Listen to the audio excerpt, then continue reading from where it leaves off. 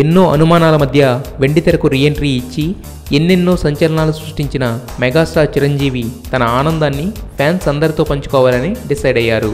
అందుకే అంగరంగ వైభవంగా థ్యాంక్స్ గివెన్ మీట్ని ప్లాన్ చేస్తున్నారట. అసలు జనవరి మంత్ ఎండింగ్లో వైజాగ్లో దీన్ని ఏర్పాటు చేయాలని చూశారు. కానీ టైం, ప్లేస్ రెండూ అనుకూలించకపోవడంతో చివరికి ఈ మీట్ని హైదరాబాద్లోనే చేయాలని ఫిక్స్ అయ్యారు.